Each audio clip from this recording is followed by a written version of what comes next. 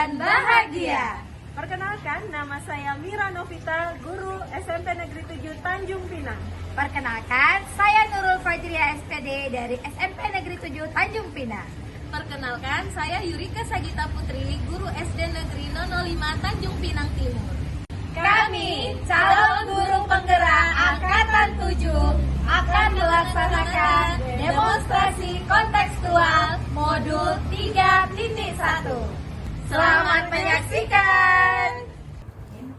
Indah disusun jemari tangan sebagai tanda salam menyapa. Pemanis kalam saya ucapkan awal bismillah pembuka bicara. Bismillahirrahmanirrahim. Assalamualaikum warahmatullahi wabarakatuh. Waalaikumsalam warahmatullahi wabarakatuh. Selamat siang Bapak. Siang. Ya, apa kabar Bapak? Alhamdulillah. Alhamdulillah. Baik, terima kasih Bapak atas kesempatannya. Izinkan kami bertiga untuk mewawancari Bapak untuk memenuhi tugas kami calon guru penggerak Angkatan 7 modul 3.1. Nah, baik Bapak, satu lagi kami ingin memperkenalkan diri, ada sebaik pantun.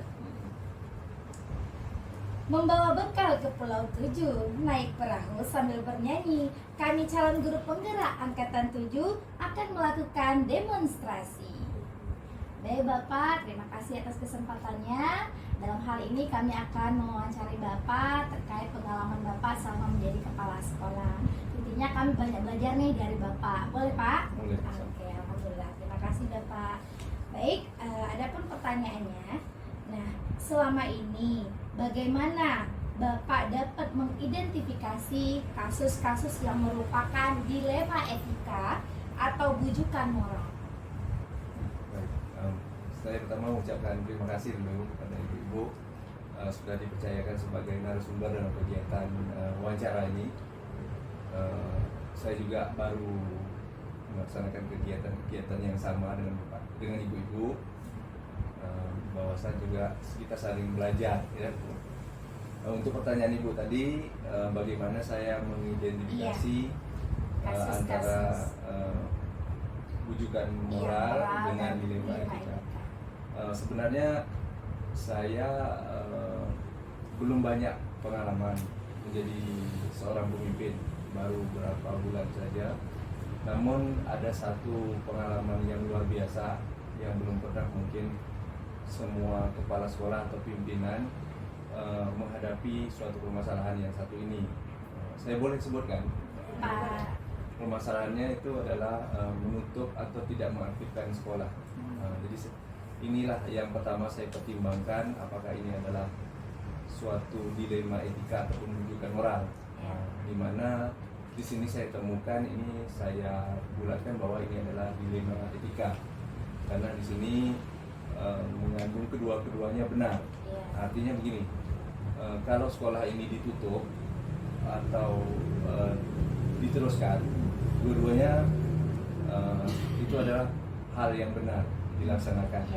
Namun satu pilihan kami dari pengurus sekolah atau mungkin dari pihak pemerintah harus menutup sekolah ini dan harus juga berhadapan dengan masyarakat, teman-teman guru, siswa yang merupakan warga sekolah yang akan menghadapi permasalahan ini bersama. Saya sebagai pimpinan harus mengambil keputusan, karena ini bagaimanapun pemerintah juga harus menanyakan saya langsung, apakah Bapak juga bersedia untuk menutup sekolah ini, gitu kan? Karena ini perintah dari Ibu Wali Kota langsung, tentu saya sebagai bawahan harus ikut mengambil keputusan ini. Namun keputusan ini bukan instan ya, keputusan yang sudah diteliti dulu sejak lama. Saya juga berpikir ke depannya bagaimana jangka waktu yang panjang, jangka waktu pendeknya bagaimana menghadapi beberapa warga sekolah yang datang, baik itu saya contohkan anak-anak yang sedih dengan keadaan begini, kemudian guru-guru yang juga bingung nanti bagaimana keadaan ke depannya. Satu lagi masyarakat yang bahkan tidak menerima kalau keputusan kami menutup sekolah ini, sekolah yang dulu bukan sekolah ini ya. Jadi saya cukup lama berpikir untuk mengatasi atau mengambil keputusan ini. Jadi dengan adanya masalah ini, kondisi ini, saya pun harus mempertimbangkan lebih dalam lagi kira-kira bersama rekan-rekan pemerintah, dalam hal ini Dinas Pendidikan dan kawan-kawan guru. Mungkin sejauh itu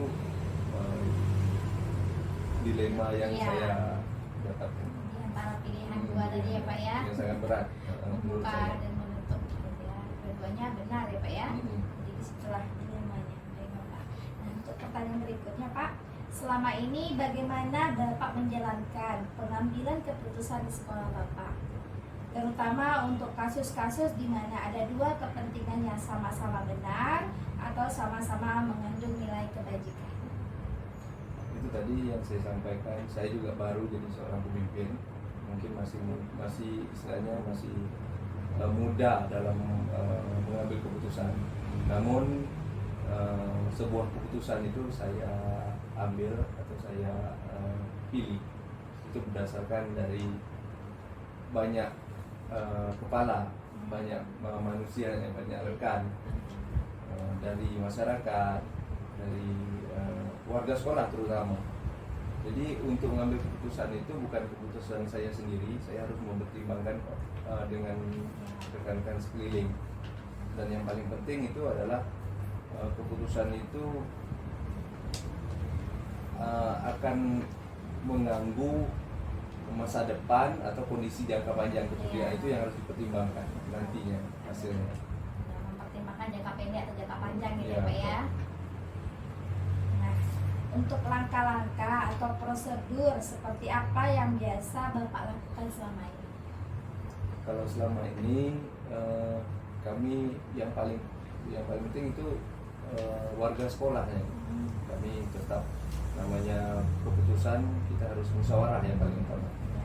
Musyawarah dulu, ibaratnya kita harus menyelesaikan masalah walaupun berdebat, tapi itu adalah keinginan kita bersama nanti, keputusan kita bersama.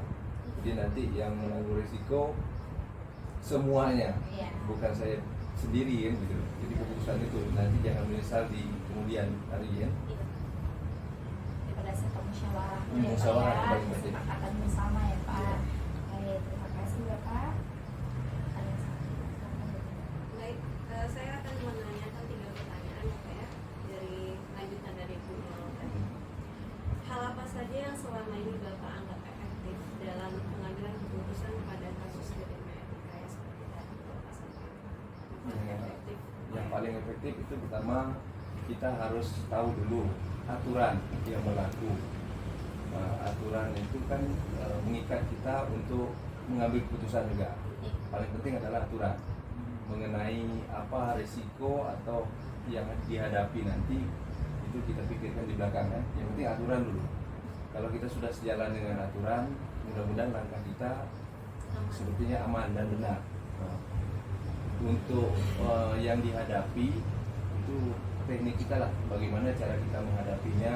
Kalaupun nanti ada yang datang orang tua, ya kita harus Siap ya Pak? ya siap. Orang tua maksudnya kita harus menghargai dengan pembicaraannya dulu.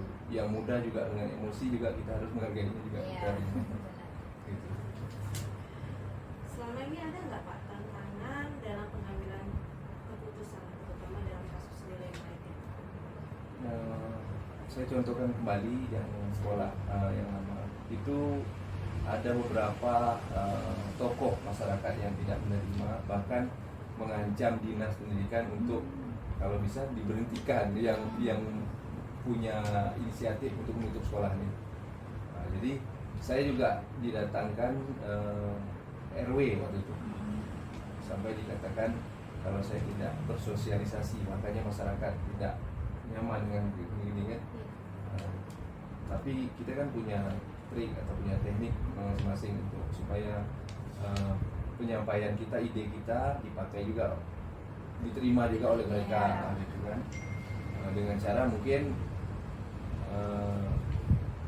kita memasukkan begini, bangunan itu bukan kita tutup, kita alih fungsikan. Saya sampaikan kan bahwa kita alih fungsikan untuk sekolah paket, bahwa sekolah itu tidak ditutup. Ya. Kalau ditutup memang berat rasanya masyarakat menerima, karena dia juga di situ kan sudah cukup lama. Ya. Kalau ditutup nanti jadi sarang nyamuk, jadi apa betul juga kan. Iya.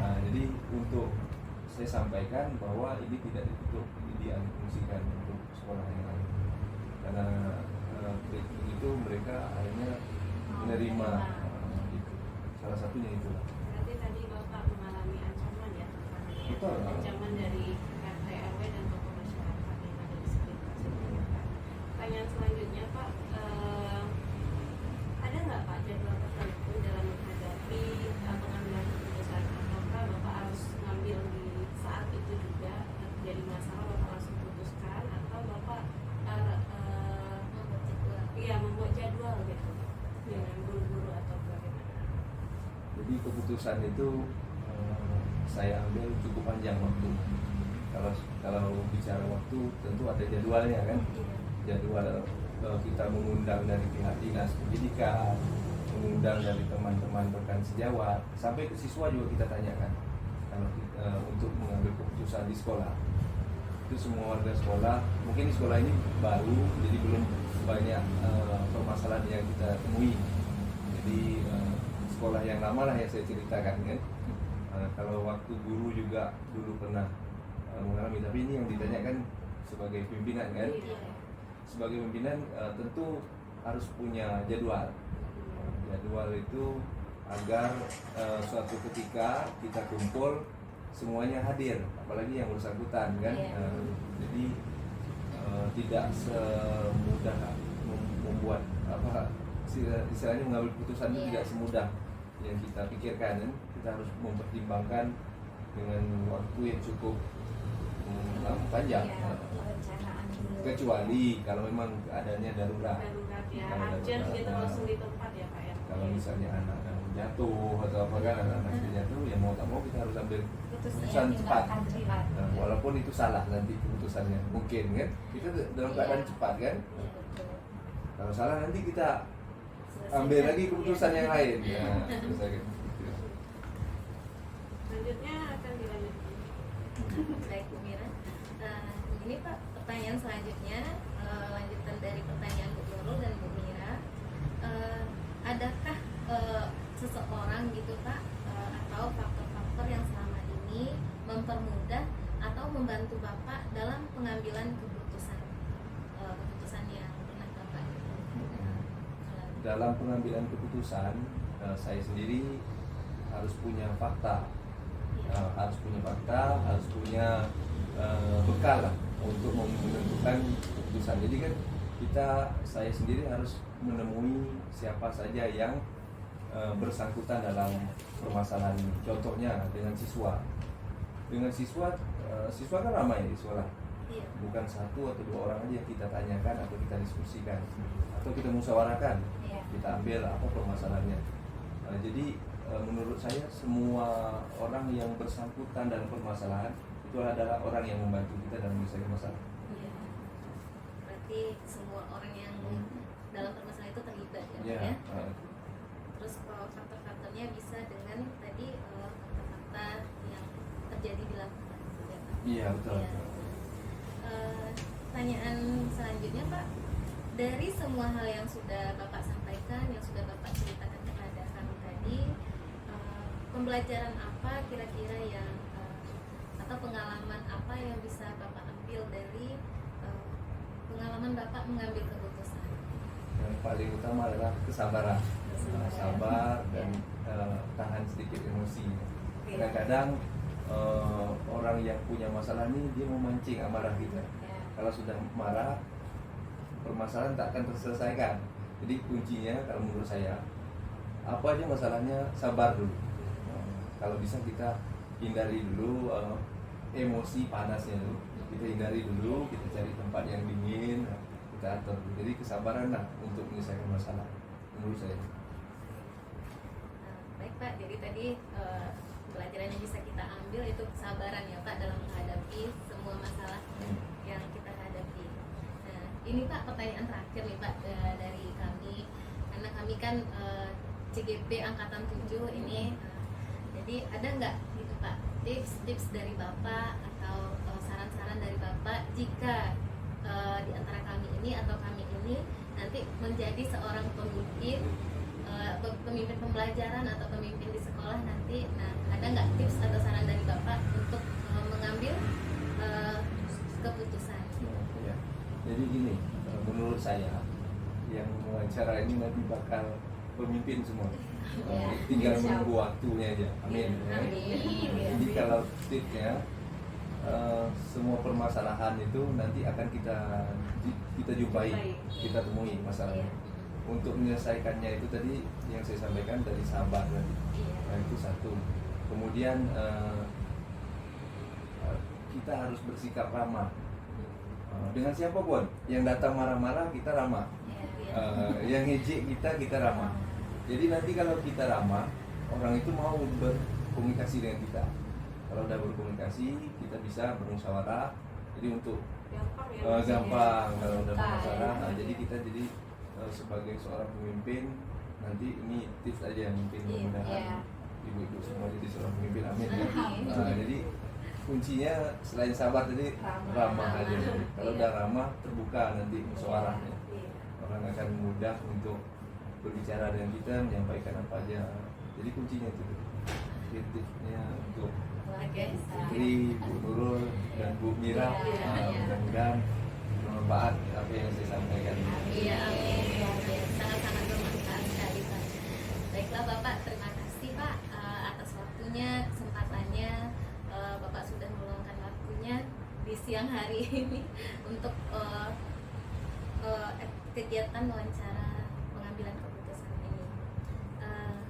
Baiklah Pak, insya Allah nanti kedepannya tips dan saran dari Bapak akan sangat-sangat bermanfaat bagi kita semua, dan pengalaman Bapak nanti akan menjadi pembelajaran juga bagi kita semua. Ini ada sedikit pantun penutup ya Pak. Jalan-jalan ke pasar ikan, tidak lupa membeli makanan. Demikian wawancara demonstrasi kontekstual pemimpin pembelajaran. Jika ada yang salah dan kurang, mohon dimaafkan. Sama-sama, saya juga minta maaf ya.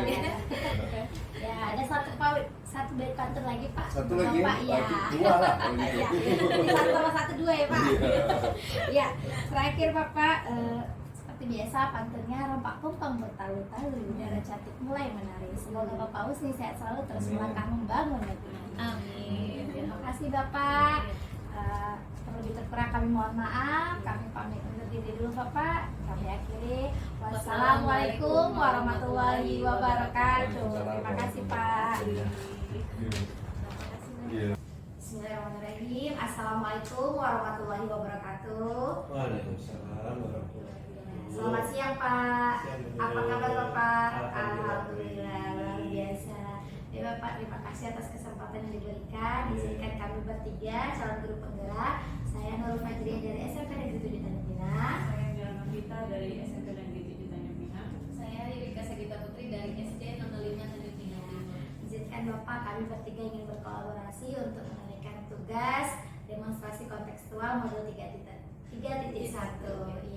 Jadi ada beberapa hal yang ingin kami tanyakan kepada Bapak selaku Kepala Sekolah SMP Negeri 5 Tanjung Pinang. Boleh Bapak? Boleh sekali. Boleh, alhamdulillah. Kami intinya ingin banyak belajar nih dari pengalaman Bapak ya Pak ya. Boleh.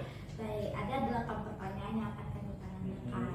Nah, untuk pertanyaan pertama, selama ini bagaimana Bapak dapat mengidentifikasi kasus-kasus yang merupakan dilema etika atau bujukan moral? Baik Bu Nurul, Bu Mira dan Bu Putri, ini ada kasus ya yang merupakan dilema etika.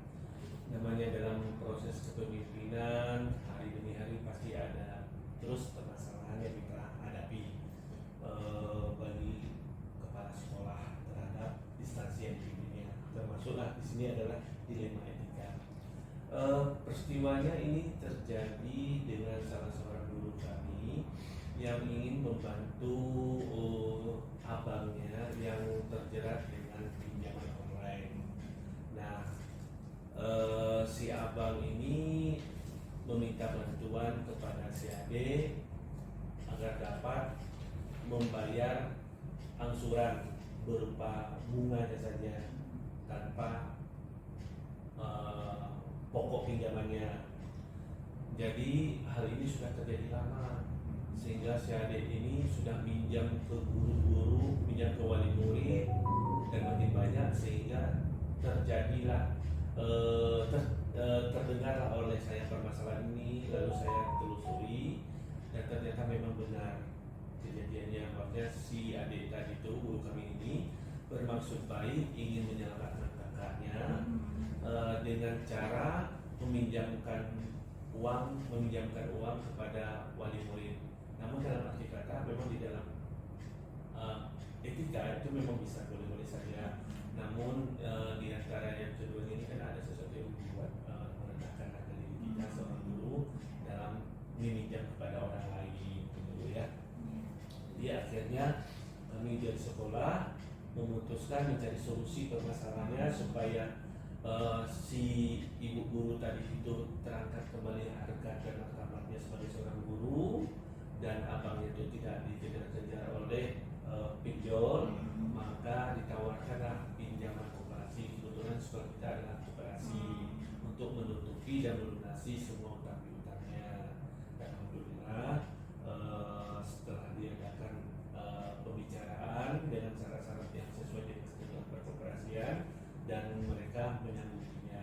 Dan alhamdulillah permasalahan pinjol ini hari ini dapat teratasi. Iya, luar biasa ya Pak ya pengalamannya.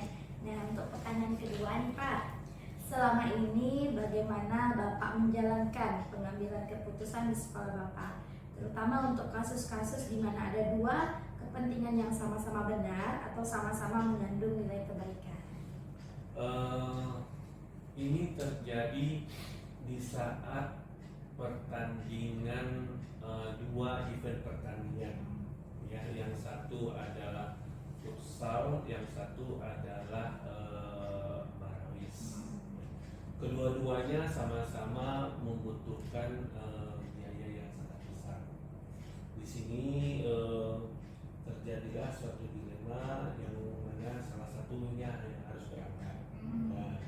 Nah, dengan penuh dengan pertimbangan yang sangat matang berdasarkan track record dari dua event ini, mana yang paling sering anak-anak kita yang sering juara, maka yang paling sering juara itulah yang kita ikut sertakan dalam pertandingan tanpa mengecilkan harapan dan keinginan anak-anak kita yang satu lagi, yaitu futsal gitu Bu ya. Jadi kita beri pengertian kepada anak-anak kita yang futsal tetap terus dilatih, dan karena sekarang ini adalah butuhnya ada satu yang dibutuhkan, dia maka yang untuk marawisnya yang kita tonjolkan. Dan alhamdulillah marawisnya juara satu di kota. Luar biasa ya. Juara satu. Baik, selanjutnya Bapak, langkah-langkah atau prosedur seperti apa yang biasa Bapak lakukan selama ini? Langkah-langkah atau prosedur seperti apa yang dilakukan, prosedur yang mana Ibu? Dalam pengambilan Ya, Oh, dalam dalam pengambilan pengambilan keputusan yang Bapak biasanya ceritakan Bapak Baik. lakukan tadi. seperti apa? Dalam satu pengambilan keputusan kita tidak boleh serta-merta mengambil keputusan pada saat itu. Kita harus cerna, pelajari, dan berdiskusi, berkoordinasi dengan bawahan kita, berkoordinasi dengan atasan kita. Nah, jadi sesuatu pimpinan tidak boleh otoriter. Banyak hal-hal yang harus kita pertimbangkan dalam membuat suatu keputusan. Pak Pepatah mengatakan seorang pemimpin yang bijak itu adalah saat mengambil keputusan bagaikan menarik benang dalam tepung, rambut dalam tepung, rambutnya tidak putus, tepungnya tidak berserakan. Nah, itulah Bu ya, itu prinsip yang selalu saya jaga di saat mengambil sebuah keputusan. Saya secara cermat dan detail mempelajari dan menganalisa permasalahan yang akan terjadi dan berkoordinasi dengan pihak-pihak yang terkait. Luar biasa. Ya, terima kasih Bapak. Pertanyaan selanjutnya dilanjutkan oleh Bu Mira. Oke, silakan Bu Beda. Luar biasa ya Pak ya pengalamannya Pak. Pertanyaan selanjutnya, hal apa saja yang selama ini efektif dalam pengambilan keputusan? hal yang sangat Paling efektif efektif. dalam mengambil suatu keputusan adalah dengan cara musyawarah. Musyawarah dalam kita itu dalam musyawarah untuk mufakat, ya, apalagi musyawarah untuk memecahkan suatu permasalahan. Karena prinsipnya pemikiran dua orang lebih bagus dari pemikiran satu orang. Pemikiran 3 orang lebih bagus daripada 2 orang. Makin banyak kita berembuk dan memusyawarahkan suatu permasalahan dengan orang-orang yang berkompeten di dalam hal ini, maka akan dapatlah suatu keputusan yang sangat baik. Jadi di sini pun kita tidak terkesan otoriter dan tidak terkesan akulah pemimpin, dan tidak terkesan pula akulah yang pemimpin yang sangat egois mengutamakan kepentingan sendiri. Tidak, itu harus dapat kita hindarkan. Kalau ingin kita dihargai oleh lingkungan kita yang kita pimpin, sebaiknya kita banyak-banyak berkoordinasi, banyak-banyak kita mencari informasi kepada setiap siapapun sebelum kita mengambil sebuah keputusan. Baik, ada nggak sih Pak tantangan yang Bapak alami selama mengambil keputusan? Tantangan yang paling berat atau tantangan kecil? Baik, setiap keputusan tentulah ada yang suka dan tidak suka. Namun tatkala kita bawa ke musyawarah dan kita sudah mufakat bahwasanya keputusan dalam musyawarah itulah keputusannya suara kita bersama. Jadi otomatis mana yang tidak suka akan tutup mulut, akan tidak akan bersuara lagi. Karena sebelum kegiatan dimulai kita sudah membuat komitmen. Jadi kita mencari musyawarah ini adalah untuk mencari kata mufakat, mencari solusi daripada masalah yang dihadapi. Itu Bu ya. Memang tidak semuanya lah yang bisa kita dapat penuhi setiap keinginan para guru atau TU. Namun kita kan berambil suara terbanyaknya. Gitu ya. Tadi di awal Bapak bilang tidak boleh mengambil keputusan pada saat itu juga. Apa ada jadwal tertentu Pak saat mengambil keputusan? Di saat terjadinya suatu permasalahan, kita tidak boleh serta-merta mengambil keputusan sesaat itu juga. Namun kita harus analisis dulu, analisa dulu kondisinya dan lakukan tindakan yang tepat. Ya, dicontohkanlah ada suatu keputusan yang hari itu juga harus dilakukan di saat proses belajar mengajar. Ternyata plafon ruangan jatuh sehingga menimpa si anak murid. Nah, itu kan enggak mesti kita harus menunggu waktu lama. Di saat itulah kita mengambil keputusan yang sangat tepat. Apa yang kita perlukan dahulu sekarang ini? Tentu menangani korbannya dulu, untuk mencari, untuk menyelamatkan, memberikan pertolongan. Jadi kalau kita kepala sekolah, apakah kita kepala sekolah yang pergi? Tidak. Kita kan ada wakaf kesiswaan, kita kan ada UKS, kita telepon, datanglah staf-staf anggota kita untuk membawa si anak, dan setelah itu langsung kita kontak Satgas, kumpulkan sarana prasarana. Mengapa hal ini terjadi? Berarti yang setelah anak dibawa ke rumah sakit atau ditangani, langsung perbaiki plafon penyebabnya. Jadi kita mencari akar permasalahan, mengapa hal itu bisa terjadi. Nah, ya. Berarti pilih yang paling urgent ya Pak ya. Paling urgentnya. Nah, kalau paling urgent mungkin bisa langsung di tempat. Ya, Tapi keputusannya. kalau sesuatu itu butuh untuk musyawarah mufakat, Mungkin kita ada ada jadwalnya, dan itu pun permasalahan jangan dibiarkan berlama-lama. Ya. Segera untuk dituntaskan. Nah, dalam segera itu bukan berarti serta-merta saat itu juga, belum tentu. Tentu kita akan mencari sumber-sumber, kita harus mendengar dua belah pihak yang lain untuk mencari sebanyak informasi. Ya, jangan sampai salah mengambil keputusan. Ya, selanjutnya akan ditanyakan oleh Bu Putri. Baik Pak, Ya, silakan. saya akan melanjutkan pertanyaannya. Adakah seseorang atau pihak-pihak lain yang Baik, dalam mengambil keputusan yang tadi saya katakan itu, saya selalu mengambil suatu bentuk koordinasi. Ada beberapa orang yang saya minta untuk minta bantuan untuk pendapat, arahan. Kalaulah permasalahan itu koridornya udah terlalu berat, tentu saya berkoordinasi dengan atasan saya yaitu dinas pendidikan. Kalau permasalahannya itu di lingkungan sekolah yang ringan-ringan, benar tentulah saya berkoordinasi dengan wakil kurikulum, wakil kesiswaan, dan memberdayakan semua yang dianggap berkompetens dalam membantu proses pengambilan sebuah keputusan. Iya. Baik Pak, tadi dari yang sudah semua yang Bapak sampaikan dari awal sampai akhir tadi itu sangat menarik sekali Pak, sangat banyak pengalaman yang kami dapatkan untuk Bapak, pembelajaran yang kami dapatkan dari Bapak. Nah, dari semua hal yang sudah Bapak sampaikan tadi, kira-kira menurut Bapak apa yang pembelajaran apa yang paling penting bisa kita ambil dari pengalaman Bapak? Satu, yaitu berpikir kritis, cepat tanggap, dan selalu berkoordinasi. Itu. Jadi kalau kita seorang pemimpin itu tidak berpikir kritis dan cepat tanggap, maka akan terjadilah sesuatu yang hal yang tidak diinginkan. Kita tidak tahu apa kebutuhan di lapangan, kita tidak tahu bagaimana kondisi di lapangan, dan kita serba tidak tahu. Itu bukanlah seorang pemimpin yang diharapkan oleh pemerintah kita. Pemimpin yang diharapkan adalah pemimpin yang peka terhadap lingkungan, peka terhadap kebutuhan siswa, peka terhadap kebutuhan guru dan TU. Jadi dalam arti kata itulah kita harus berpikir kritis, tanggap, dan selalu berkoordinasi. Baik Bapak, terima kasih.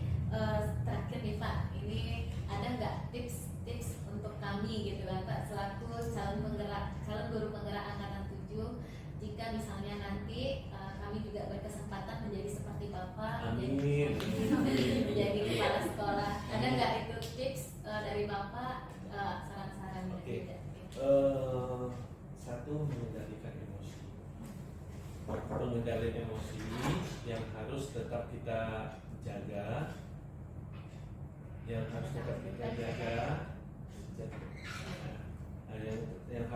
kita jaga dan terus kita bina dan terus memacu kompetensi kita setiap saat, ya.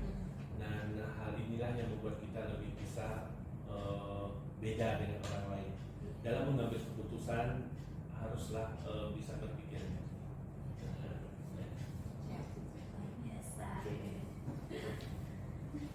Alhamdulillah Pak, sudah selesai kiranya pertanyaan-pertanyaan yang ingin kami wawancarai. Terima kasih juga Pak tips dan saran-sarannya untuk kami. Insya Allah sangat bermanfaat sekali bagi kami.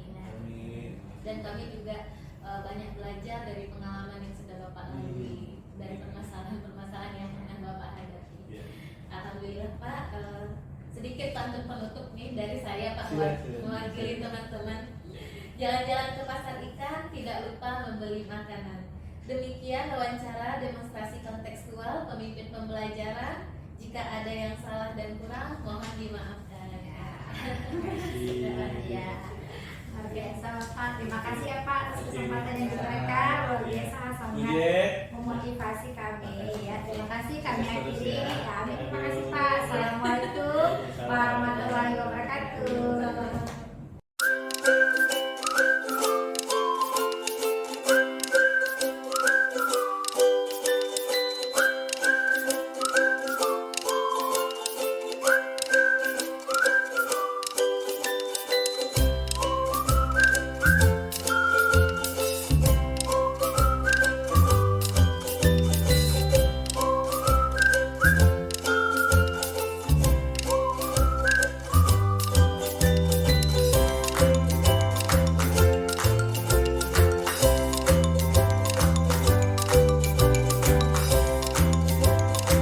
Demikianlah demonstrasi kontekstual modul 3.1. Semoga bermanfaat. Terima kasih. Wassalamualaikum warahmatullahi wabarakatuh. wabarakatuh.